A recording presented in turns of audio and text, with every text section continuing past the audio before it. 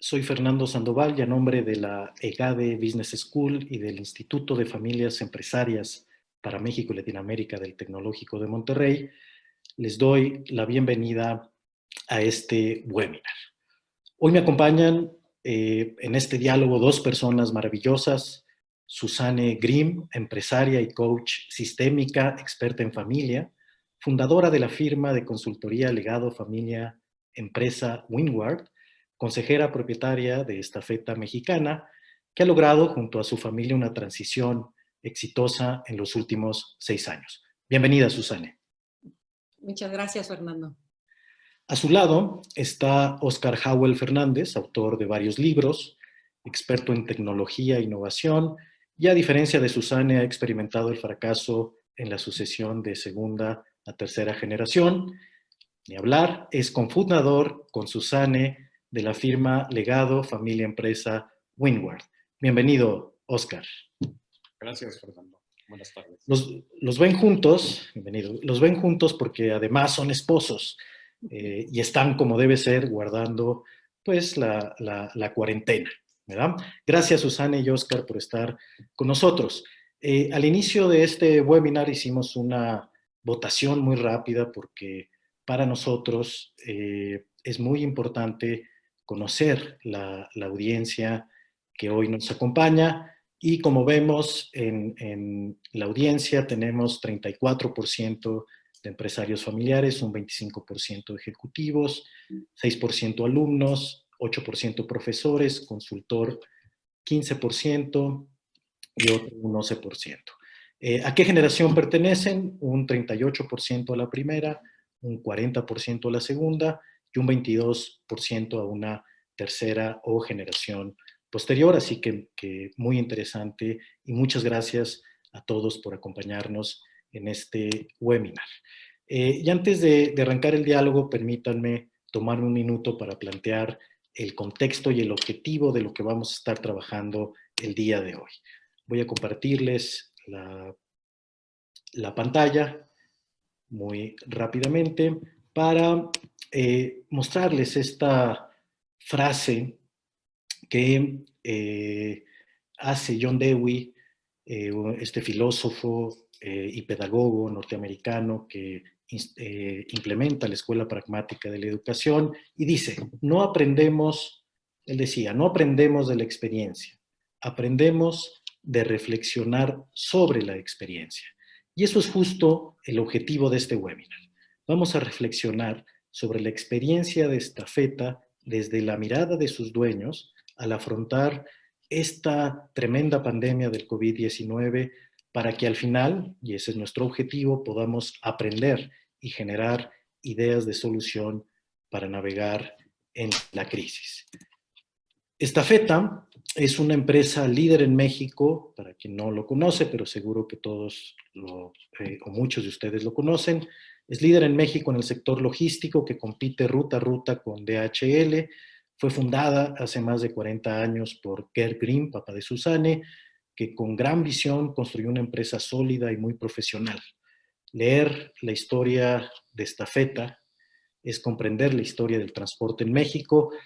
Hoy, Estafeta cuenta con cerca de 8,000 empleados, es liderada desde los órganos de gobierno por la segunda generación y los directivos no familiares son quienes operan y dirigen la compañía. Así que muchísimas gracias. Vamos a iniciar con este contexto y esta introducción, el diálogo, y pasemos a la primera pregunta, y es esta. Óscar, ¿por qué decidieron contar esta historia de lo que han hecho los dueños en tiempo real, ahorita, en este momento, lo que han hecho los dueños de Estafeta ante la crisis? Muchas gracias, Fernando, y buenas tardes. Gracias a ti y a Legade por invitarnos a este webinar. Mira, lo que tenemos que situarnos en el contexto de que estamos en una pandemia, y una pandemia es simplemente algo para lo que no planeamos. Aunque ha habido personas que lo han predicho y se habla de que Bill Gates dijo o el otro dijo, pero la realidad es que no tenemos ninguna planeación para este suceso. Bueno, por lo menos nosotros no lo tuvimos. No sé los demás, pero en el caso nuestro no. Y entonces, al final eso lo que representa es una oportunidad única de aprender muchas cosas. Mientras vamos viendo qué es lo que hicimos y cómo lo hicimos y lo vamos documentando, pues es simplemente una gran oportunidad. Y entonces, como tenemos un equipo de investigación, y lo digo con toda modestia porque somos Susana y yo, nos dimos a la tarea de ir documentando todo lo que iba sucediendo y cómo iba cambiando los puntos de vista y las acciones que se fueron tomando.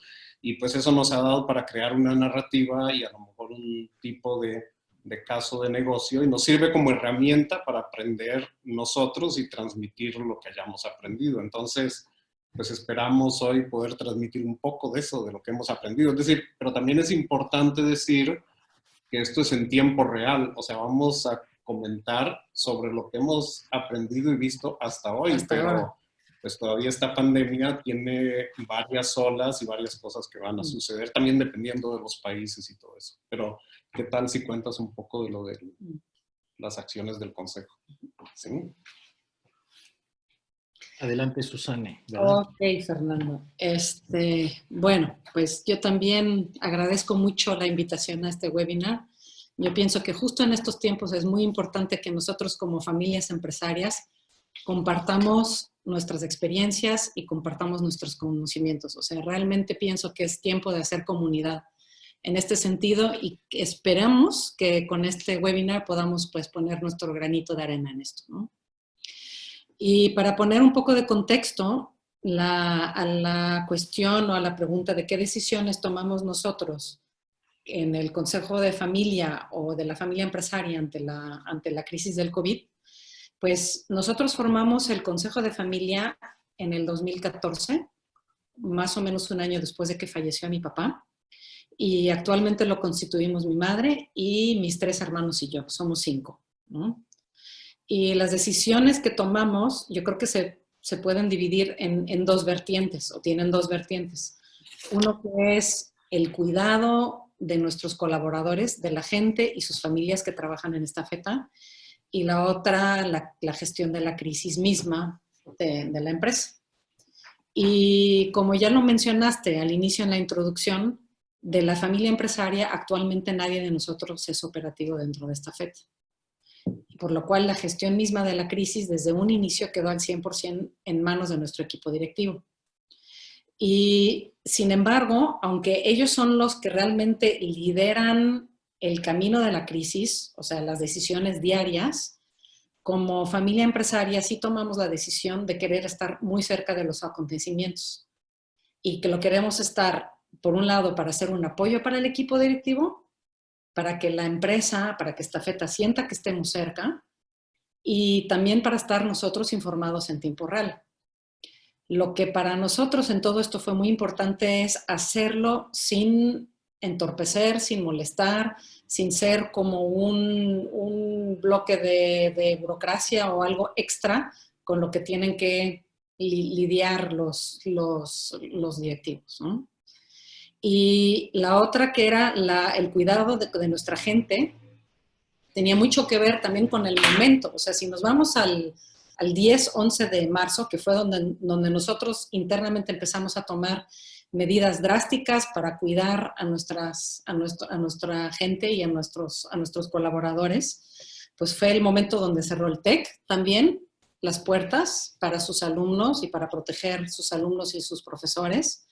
Fue un momento donde por parte de las autoridades todavía había una invitación muy clara a hacer vida normal, a salir a la calle, a tener un contacto social tranquilo y a ver todo esto, lo que se venía a venir, con cierta tranquilidad y con serenidad y que en México no iba a pasar nada. Y para nosotros fue como entender que nosotros en nuestra comunidad de Estafeta teníamos que, en contra de ese mensaje, o contrarrestar ese mensaje y cuidar de que realmente no solo se cuiden los colaboradores, sino que se cuiden sus familias, que cuiden a los vulnerables y que este mensaje realmente pasara, ¿no? Digamos, esas fueron como las 2 decisiones iniciales que yo puedo decir que fueron como las más fuertes, ¿no? Muy bien. Bueno, en este sentido y en estas medidas que que planteas, que es el cuidado como dueño de los empleados, del legado, de lo que está sucediendo en este entorno ante una situación tan complicada y difícil, hay un concepto que es ser un dueño o ser un propietario responsable, ejercer una propiedad responsable. ¿Qué piensan de este concepto? ¿Es algo que ustedes son conscientes del mismo? ¿Y qué nos pueden decir con relación a esta crisis y esta pandemia? Bueno, si no somos conscientes o no hemos sido conscientes, pues esto te obliga a ser consciente, ¿no? Yo creo que la severidad y el alcance de esta crisis, pues te hace moverte sí o sí. Porque es una crisis que pega en muchos frentes. Pega en un frente sanitario, pega en un frente social, pega en un frente, en México yo creo que de seguridad, y en un frente económico. Y en el frente económico pega tanto por el lado de la oferta como por el lado de la demanda, poniendo en freno en seco a todo el país. Entonces yo creo que sí, lo que viene va a ser duro para muchos mexicanos, y saber eso y saber que tú tienes de alguna forma una responsabilidad no solo para con tus colaboradores, sino con todas sus familias, pues te hace moverte sí o sí, ¿no? Ahora, en nuestro caso, también lo que nosotros pensamos es cómo lo podemos hacer más allá de la influencia de la empresa. Y ahí dijimos, bueno, nosotros tenemos una comunidad de estafeta, que son más o menos llegando a los 8,000 empleados. Si tú tomas una media de 3 integrantes por familia, tienes una comunidad de 25,000 personas. Y es un número que sí impone, porque tú puedes influir en 25,000 personas. ¿Cómo lo vas a hacer? ¿Con qué medios lo vas a hacer?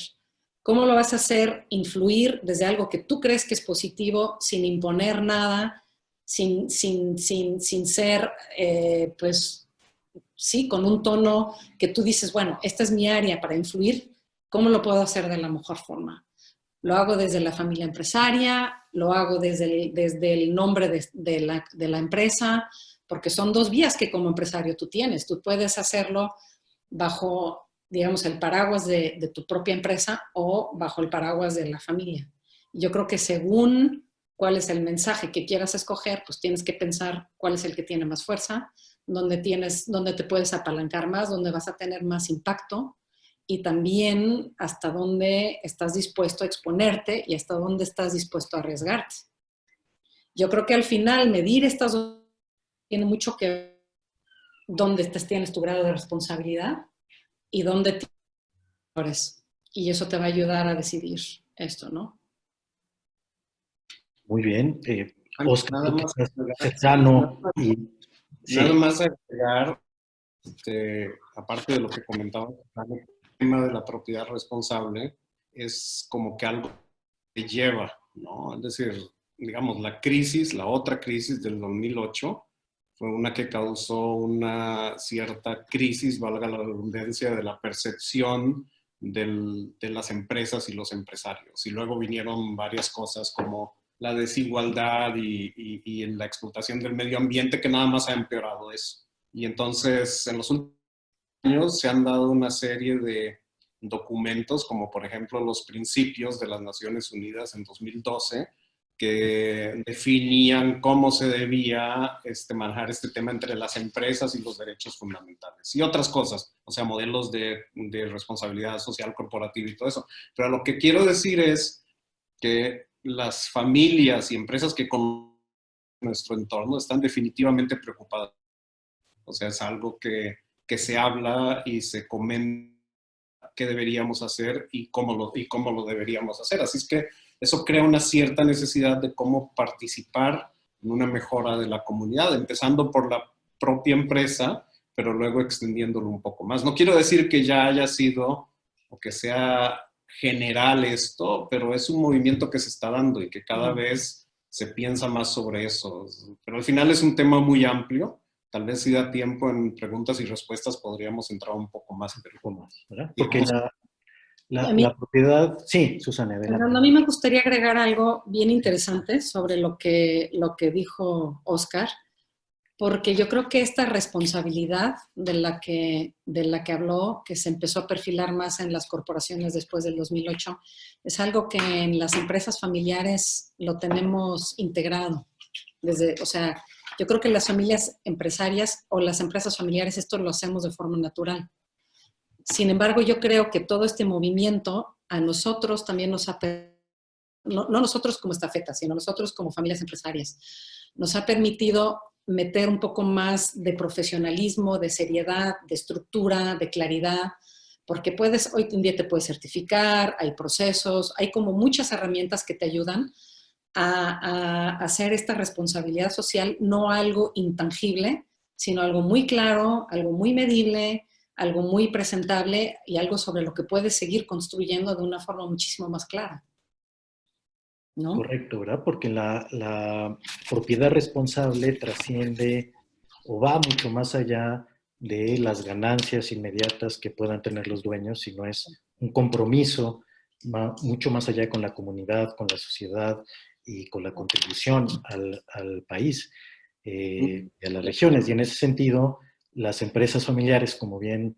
comentan, están mejor equipadas para responder a esto. Hay un caso de Adidas, ¿verdad? Esta compañía decidió cerrar sus tiendas y no pagar las rentas de esas tiendas en Alemania, y esto provocó una gran conmoción en la sociedad alemana. Hubo deportistas que se quejaron, etcétera, y esto pegó muchísimo en el prestigio y la reputación de la compañía, al grado que a la semana siguiente tuvieron que enviar un comunicado disculpándose por esta situación. Es decir, es el ejemplo contrario a ser un propietario responsable, ¿verdad? Yo creo que tener esa conciencia es fundamental.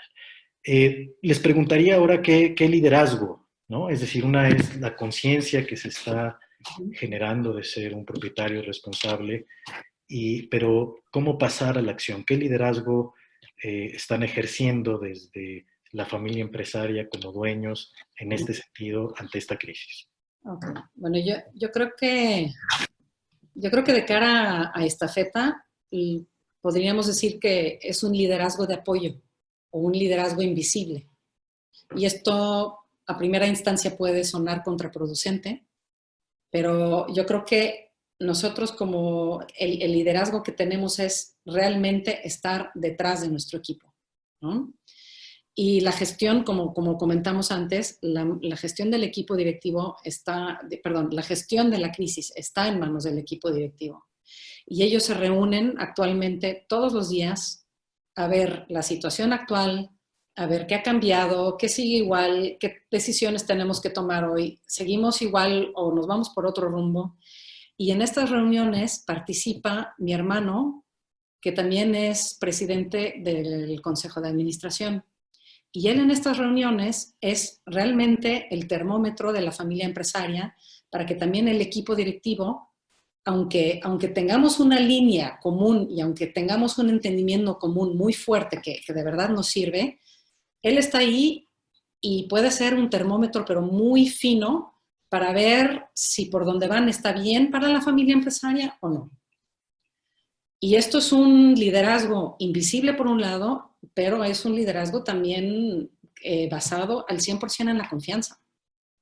Al 100% en la confianza desde la familia empresaria hacia nuestro equipo directivo. O sea, nosotros conocemos a nuestro equipo directivo, sabemos de sus competencias, sabemos la motivación que tienen, el nivel de motivación que tienen y sabemos el nivel de respuesta que tienen. Y ellos nos conocen a nosotros. Ellos saben que nosotros respetamos su gestión, ellos saben y conocen muy bien nuestros valores y ellos también conocen muy bien lo importante que para nosotros es la continuidad de la empresa. Y por el otro lado tenemos lo que es la confianza de la familia empresaria hacia mi hermano que está ahí en las reuniones de alguna forma como un vínculo, ¿no? Y esto por una parte. Así que si el liderazgo de la familia empresaria desaparece, pues se crea un vacío, ¿no? Y por el otro lado, y bueno, y como un ejemplo de esto es que nosotros tenemos un briefing con nuestro director general todas las semanas. Nos reunimos con él justo antes de entrar aquí al webinar. Tuvimos una reunión con nuestro director general, las tenemos todos los viernes, duran entre 20 minutos y 40 minutos, y para nosotros es el momento de estar comunicados e informados de todo lo que sucedió en la semana, y también es el momento en que nosotros de forma muy precisa y sin estorbar podemos comentar si es que hay los puntos que para nosotros son importantes, ¿no? Y por el otro lado, lo que estamos desarrollando, ahora sí, a motor forzado, pues es el liderazgo social. ¿Qué podemos hacer nosotros desde la familia empresaria para aportar, para mitigar, para ayudar a contener lo que pensamos, lo que creemos que se nos viene encima con esta crisis, ¿no? Y en este sentido, nosotros somos una familia muy reservada, muy privada, y podría ser que esto nos obligue pues a ser un poco más arriesgados y a salir un poco más al mundo con esto, ¿no? Pero esto para nosotros es algo que, pues como dijo Oscar, como estamos documentando esta historia, pues ya les contaremos en qué termina o en qué desemboca, más que en qué termina, ¿no? Muy bien, pues a mí me gustaría nada más agregar un poco ahora que dijiste hacia afuera, un caso que yo extraje de liderazgo de lo que hemos documentado, que a lo mejor no es el más representativo, pero a mí me pareció muy interesante, dígase, me pareció interesante de seguir investigando. Entonces, y tiene un poco que ver con la relación del grupo en su liderazgo hacia afuera. Resulta que muy al principio de todo esto, la familia se dio cuenta que no podía asumir que las personas de la organización estaban bien informadas, porque hay todo un ambiente de desinformación y redes sociales, pues que ya lo conocemos. Entonces yo creo que tomaron una decisión de integrarse al ciclo de noticias y de empezar a crear información veraz y contrastada, primero en el seno de la familia, pero luego extendiéndola a la organización.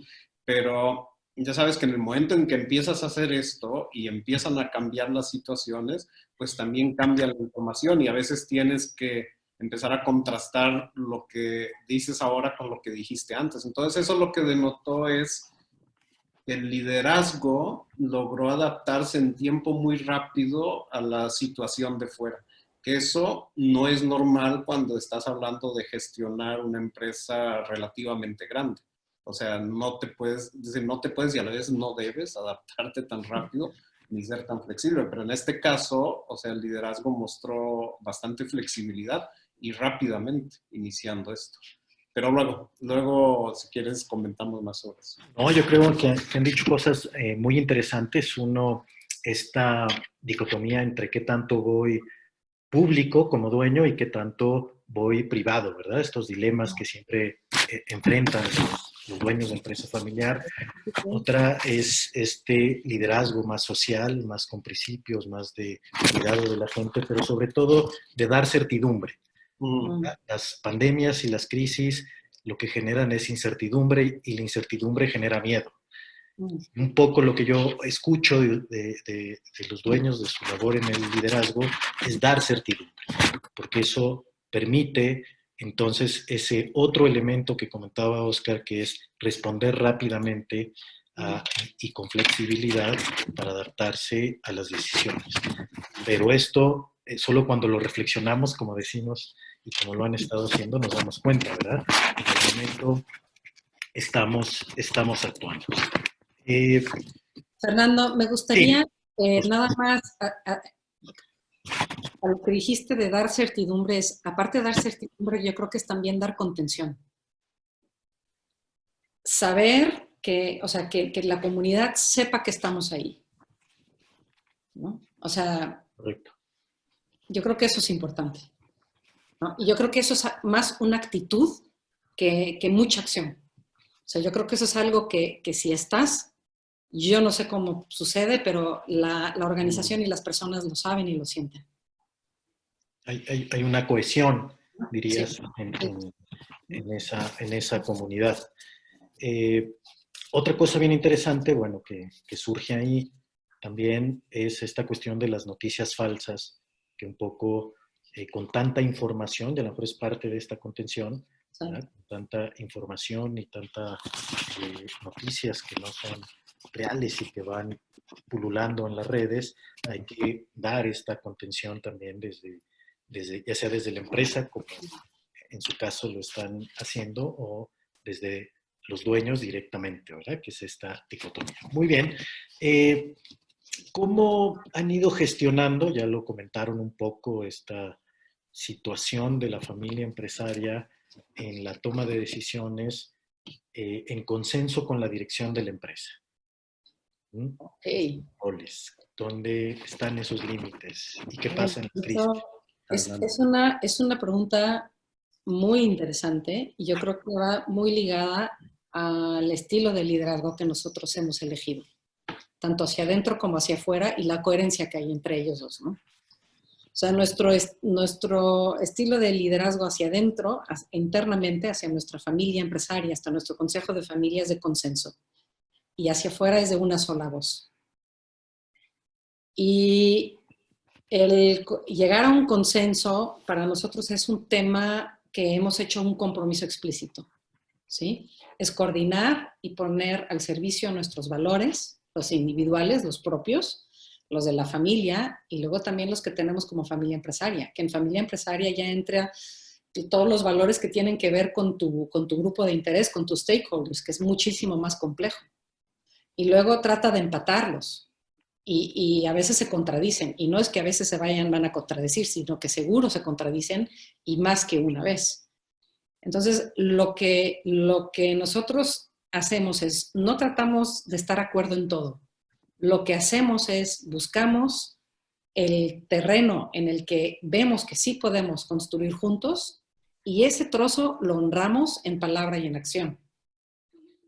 Y esto es algo que nosotros hemos practicado los últimos 6 años. Yo creo que realmente tenemos un nivel de experiencia y de excelencia en esto. Es algo que, como decimos aquí en España, nos lo hemos currado. y yo creo que esto es algo que en este momento realmente es una bendición. Porque en momentos donde tienes que poder responder con agilidad, pero también con firmeza, encontrar rápidamente, dejando los egos fuera, dejando las necesidades personales fuera, encontrar ese trozo donde puedes construir entre todos, pues de verdad es una bendición. Entonces, eso es algo que yo creo que realmente tenemos muy afianzado y que de verdad nos está ayudando ahorita.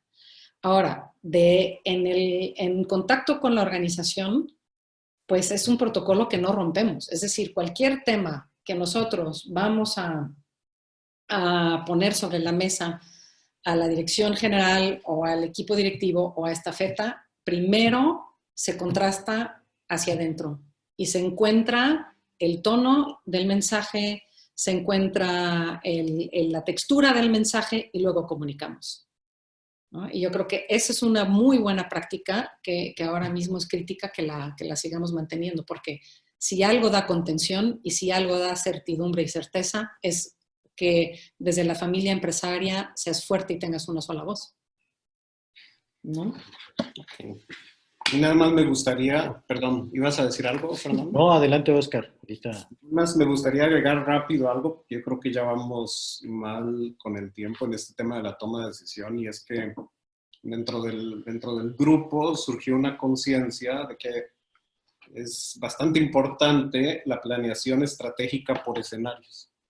Y es decir, la planeación estratégica por escenarios nada más rápidamente es diferente a la planeación corporativa normal que usa. La planeación corporativa va por extrapolación de datos y cuestiones medibles y escenarios medibles, pero la planeación por escenarios es un poco diferente. O sea, esta trata,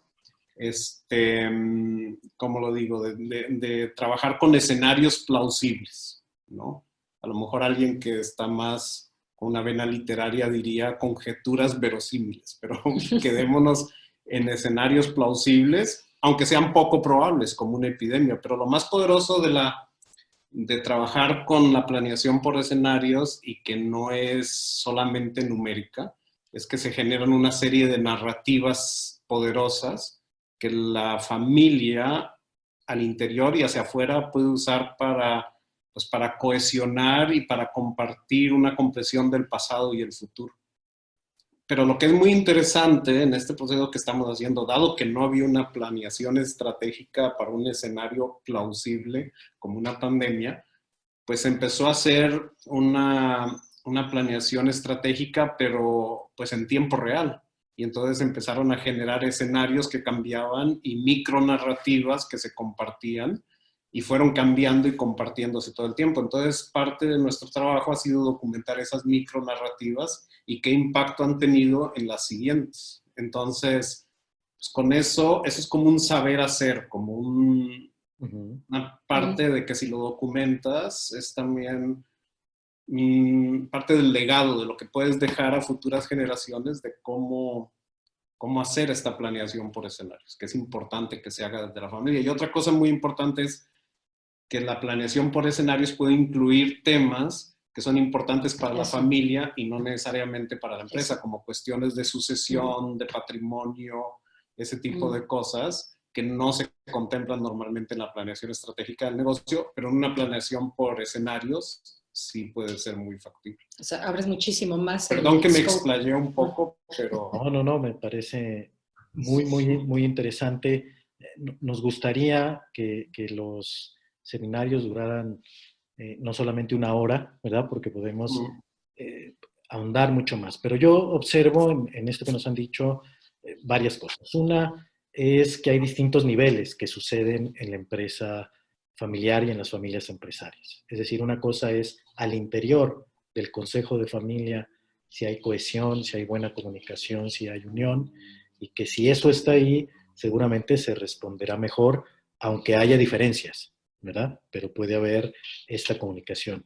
Y la otra es cómo transmito esa unidad hacia la dirección y el consejo de administración, que sería, digamos, el otro nivel. Y finalmente, todo esto debe caer en una planeación estratégica por escenarios donde se va contando narrativas, ¿no? Cada escenario es una narrativa y un proceso donde si se lleva a cabo y a veces no se hace porque pues es poco realista, falta tiempo, no somos rigurosos en este tipo de planeación, pero que en estos momentos de crisis sería fundamental haberlo tenido establecido, esta planeación por escenarios. Pero ojo, es decir, esta planeación por escenario, las micronarrativas, o sea, sí, yo creo que sí lo haces en un nivel o automáticamente. La cosa es que si documentas esas discusiones y esas narrativas, lo haces evidente. Y luego puede ser que lo hagas por sí mismo, por el valor en sí mismo, y no simplemente automáticamente como algo que ya viene, ¿no?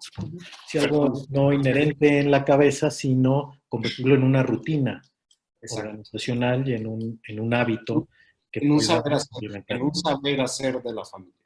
Correcto. Muy bien, bueno, seguimos avanzando y la pregunta es cómo sintetizarían, y quizá ahí me falta un poco saber la acción concreta que tomaron los dueños, ¿verdad? Para informar esto.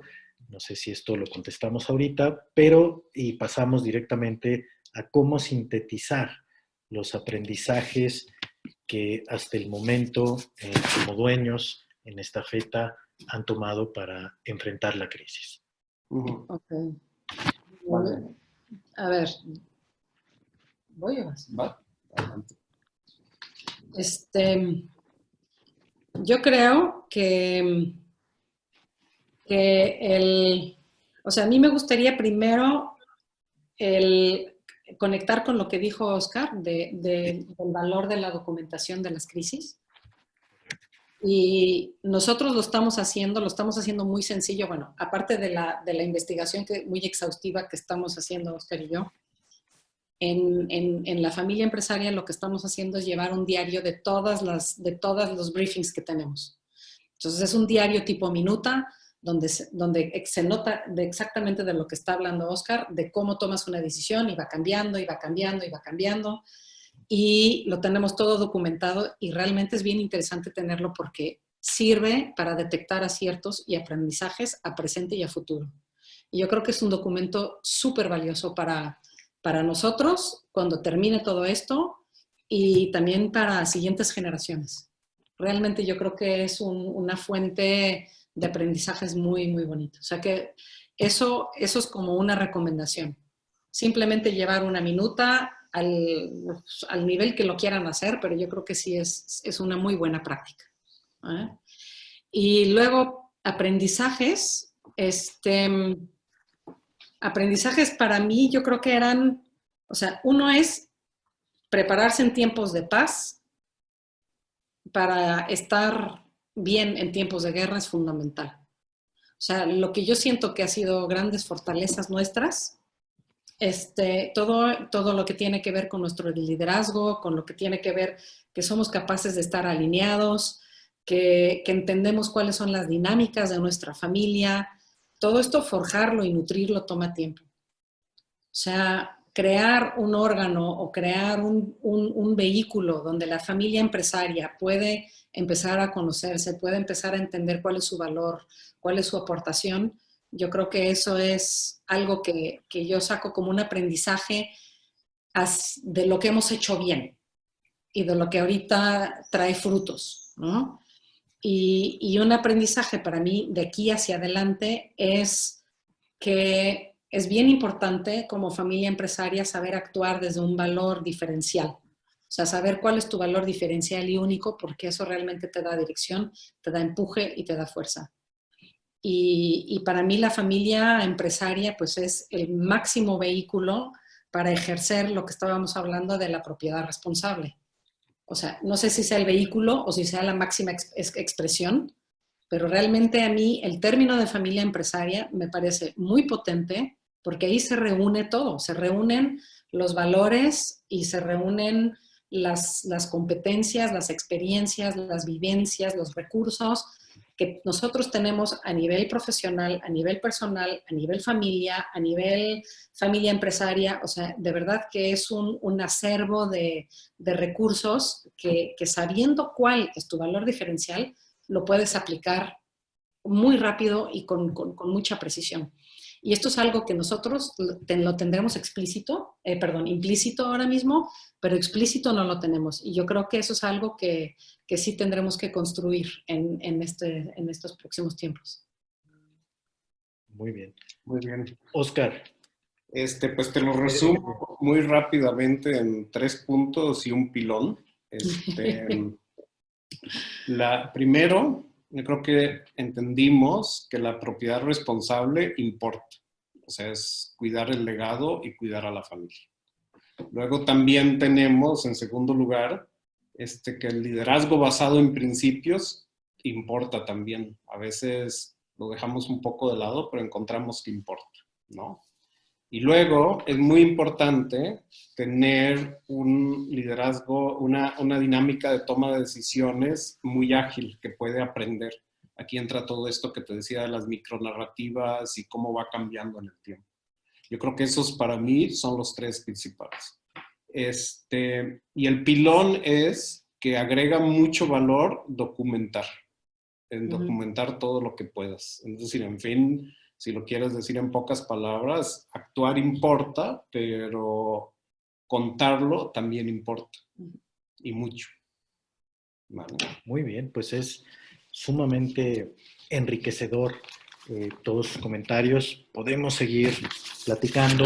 Y antes de pasar a las preguntas que nos han hecho, me gustaría, a manera de síntesis y de conclusión, poder mostrarles este gráfico que hemos elaborado de manera conjunta, que de alguna forma resume estos aprendizajes que están ahí. Estos criterios de ruta de apoyo desde esta visión de los dueños en época de crisis. Uno, ser consciente de esta propiedad responsable que hemos estado hablando aquí, este cuidado del legado presente y futuro, defender los derechos legítimos de todos los involucrados y promover una cultura de colaboración y transparencia. no basta la conciencia, hay que actuar, y en este actuar hay que ejercer un liderazgo basado en principios, cuidar a los empleados, mirar el largo plazo y no solo el corto plazo, que es muy tentador en época de crisis, aprender y documentar en tiempo real todos los eventos. Es fundamental ser flexible y ajustarse a esta situación cambiante y preparar a las siguientes generaciones de la familia empresaria para enfrentar estas crisis y ir formando estas capacidades. Y finalmente, el siguiente criterio sería generar una dinámica de toma de decisiones lo suficientemente ágil en estos distintos contextos, desde familia, desde empresa y desde la propiedad, con una planeación estratégica basada en narrativas. Si hay una cohesión, comunicación y claridad de roles, entonces fluirá la respuesta ante la crisis, y con protocolos de actuación que nos platicaron y nos comentaron, ¿verdad? Un poco que empezaron a establecer, como estas reuniones briefing, información basada en expertos y la ciencia, y no solamente las noticias falsas. En fin, una serie de medidas y de manejo y administración de la crisis que sería fundamental para esto. Este documento y este resumen, ¿verdad? Voy antes de resolver las preguntas, ustedes pueden ver ahí la página del Instituto de Familias Empresarias, ifem.tec.mx, y la página de LF Windward, y los invitamos pues que puedan entrar y revisar los recursos que tenemos ahí. Y gracias a casi a los 400 participantes que están conectados con nosotros de distintos países y que nos enviaron sus preguntas, y tenemos tiempo para poder conversar y resolver algunas de estas dudas. La pregunta que nos enviaron y que les invito a que respondamos es: ¿qué considerarían que puede ser la fuente de fortaleza para la familia empresaria en estos momentos y en un futuro? La fuente de fortaleza para la familia empresaria. Bueno, pues esto lo puedes contestar en 1 minuto o en 3 horas. La verdad es que para mí ese es el tema que más me apasiona, ¿no?, de todo esto. Y yo creo que la fuente es pues el valor propio, los recursos que tiene cada familia empresaria, que es que cada familia pues se tiene que dar a la tarea de descubrirlos, de destaparlos y de ver cuáles son. Yo creo que a través de este descubrimiento se descubre también el liderazgo propio de la familia empresaria, y conforme vamos, es como afinar un instrumento al final. Y pues primero tienes el instrumento y pues somos todos, bueno, por ejemplo, en nuestro caso fuimos hermanos toda la vida, de repente nos toca ser socios y había que afinar ese instrumento hacia pasar de ser hermanos a ser socios. Pero en esa música que tocas o en esa melodía que empiezas a tocar, pues la connotación de familia va a estar presente. O sea, nosotros no podemos tocar una canción en donde no está presente las notas de ser hermanos o de ser hijos o de ser madre. Eso está dentro. Entonces, encontrar de cómo esas notas se pueden juntar y pueden dar la melodía única de la familia empresaria, yo creo que eso es desde donde la familia empresaria tiene la fortaleza para aportar hoy y en adelante. O sea que, y para mí ahí hay 2 bloques básicos que son la creatividad, o sea, ser creativos, pensar fuera de la caja. Yo creo que todas las estructuras de gobierno que hay deben de ser una guía, pero no deben de fungir como algo en la que nos tenemos que meter como camisa de fuerza, sino que realmente tenemos que tomarlo como algo que nos puede inspirar. Nos pueden inspirar las historias de muchas otras familias empresarias, y de ahí lo que nos resuena, por algo nos resuena. Si yo escucho la historia de otra familia y hay algo que me llama, hay algo que digo, por ahí va, es porque resuena conmigo, porque ese elemento yo lo puedo tomar y puedo construir sobre él en mi historia, con mi familia empresaria, ¿no? Y yo creo que esto ayuda a tener estructuras o vehículos que nos obliguen a hacer esto, porque esto no es fácil. Esto a veces es engorroso, esto a veces es aburrido, esto a veces para llegar a Puebla te tienes que ir hasta Roma y de Roma te vas a Helsinki y tú querías ir a Puebla y pensabas que en 2 horas ibas a llegar y no llegaste ni en 3 semanas. Entonces se necesita mucho amor, se necesita mucha paciencia, mucho cariño al proceso. Se necesita aprender a renunciar a ciertas cosas que uno piensa que por ahí tiene que ir y solo es por ahí. Implica comprender dónde está la cabeza y el corazón de los demás. Implica entender cuáles son los no tocables o los intocables de los demás, porque cada uno tenemos un punto que si lo tocas exploto. Así que yo creo que es un viaje largo y a veces duro y muchas veces muy bonito, que pues sí, hay paisajes áridos y hay paisajes más verdes, pero yo creo que llegar a ese liderazgo propio y entre más lo puedes afinar y entre mejor te vuelves en eso, pues más puedes llegar a tu fuente de fortaleza.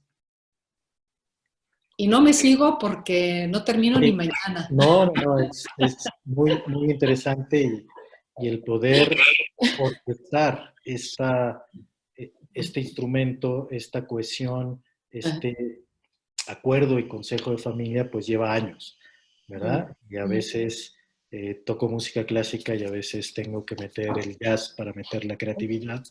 Y esto no siempre es fácil, pero creo que es lo apasionante del trabajo de las familias empresarias. Y si desarrollamos esta competencia en las familias de cohesión, de coherencia y de respeto y amor, creo que es como realmente esa fortaleza tiene este impacto hacia la empresa y la sociedad, ¿no? Entonces, muchísimas gracias, un comentario muy, muy bueno. Oscar, en relación a esto, ¿quieres puntualizar algo o seguimos? Nos da tiempo para otra pregunta más que nos hizo la audiencia y buscar responderla.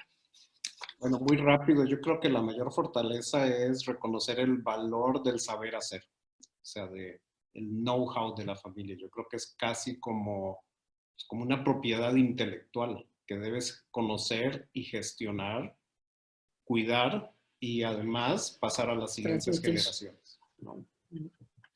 Básicamente. Y no sigo porque pasemos a la siguiente pregunta. Puedes seguir un poco, pero Me ocurren varias cosas más. El compartir y el transferir el conocimiento entre las distintas generaciones es algo fundamental para que estas nuevas generaciones vayan construyendo también su saber hacer, ¿no? Y quizá en época de crisis es cuando también estas nuevas generaciones tienen la oportunidad de mostrarse y realmente mostrar, como veíamos en algunos seminarios, de qué están hechas los liderazgos que se están enfrentando, ¿verdad? Es un poco cómo funciona la transmisión de conocimiento en los trucos de magia entre los magos. O sea, por ejemplo, yo tengo mi truco y te lo enseño, pero para que tú lo puedas usar y seas propietario tienes que meterle algún cambio. Y entonces así se va pasando de generación en generación y se va desarrollando. Es un esquema bien interesante que aplica también para todo esto. Correcto. Muy bien, vamos a otra pregunta. Y de la audiencia nos preguntan, ¿es necesario considerar sacrificar algo del patrimonio generado por la familia en aras de salvar el negocio? Bueno, yo creo, pues es difícil de contestar, pero yo creo que, es decir, yo creo que solo pensar en sacrificar no es correcto, porque yo pienso que esto de la propiedad, de ser propietarios responsables tiene muchos aspectos. O sea, también tiene un aspecto que es difícil de medir, pero genera capital social. O, por decir, goodwill en la comunidad donde operas. Que eso vale mucho, es muy difícil de cuantificar. Yo creo que a lo mejor vale mucho más de lo que pudieras sacrificar en un futuro. Y por el otro lado también está lo que hablábamos ahora, por ejemplo, este caso de Adidas que mencionaste, ¿no? Es decir, ahí también, si no eres un buen ciudadano corporativo, también tienes un cierto riesgo reputacional, que con las redes sociales hoy en día se potencia mucho más. Y puede llegar a ser catastrófico. Entonces puede ser que hayas evitado sacrificar, porque no ves la razón de sacrificar patrimonio para mantener a la empresa, pero en algún momento puedes tener un riesgo de marca, un riesgo reputacional por haber dejado de hacer cosas dentro de un trend actual de propiedad responsable que te puede salir, por decirlo, más caro, ¿no? Eso es lo que a mí se me ocurriría de entrada, ¿no? Pero puede haber otros aspectos. Sí, que uno de los grandes valores de las familias empresarias y de las empresas familiares es justamente este prestigio, esta reputación, es de los activos y recursos más importantes. Sí. Muy bien, vamos a contestar tenemos tiempo para contestar otra pregunta más, muchísimas gracias. ¿Cómo pueden apoyar los miembros de la familia a la empresa familiar si nunca han estado involucrados en esta? Ok. Pues yo creo que, a ver, si tú hablas de involucrados, yo creo que se puede entender de dos formas, ¿no? O sea, si son familiares que no están involucrados en el sentido de que no son operativos, de que no trabajan en la empresa, o si no están involucrados porque no les interesa. Yo creo que en el caso de que no les interese, pues las medidas son unas, y en el caso de que son una familia empresaria que simplemente están cerca de la empresa pero que no operan, es otro, ¿no? Entonces me gustaría contestarlo. Para mí, yo tengo mucho más cercanía con la segunda, porque es justo nuestro caso. Es decir, no hay nadie operativo, o sea, no hay ningún puesto directivo de parte de la familia empresaria en la empresa. Y nosotros, o sea, apoyamos con nuestro estilo de liderazgo y con nuestra guía y con nuestros valores y con nuestros principios rectores, más que nada, apoyamos el devenir de la empresa, ¿no? De esta fecha. Y yo creo que lo que puede ayudar en eso es tener, a ver, un liderazgo claro y definido, pero también empezar a tener estructuras o vehículos de gobierno que te ayuden a construir esto. Es decir, si yo tengo un grupo familiar y no necesariamente se tiene que hacer tan formal, o sea, también se puede hacer en un inicio como sí, ¿no? Es decir, aunque no tenga yo un consejo de familia formal con un protocolo y etcétera, yo puedo buscar crear un espacio una vez al mes durante 3 horas donde voy a empezar a reunir ciertos miembros de la familia que muestran el interés y podemos empezar a comentar o hablar de cómo se puede hacer esto. Y desde ahí se puede construir algo, y yo creo que ahí lo importante es que cada familia respete su forma de ser, que respete sus valores, que respete cómo funciona mejor. Porque las estructuras que tenemos, como lo dije al inicio, o sea, pueden ser una guía, pero al final cada uno tenemos que encontrar la forma de que nos funcione a nosotros. Correcto. Entonces, más bien es crear un espacio de comunicación, sí. Un contexto adecuado para comunicarse. Muy bien, pues con esto estamos terminando. Yo quiero agradecer enormemente a Susane y a Oscar su participación en este webinar. Esperamos que haya sido de mucha ayuda para todas las familias. Muchísimas gracias. Ponemos y transmitimos aquí otra vez estos criterios de ruta de apoyo y pues nuestra labor como institución es ayudar. Gracias.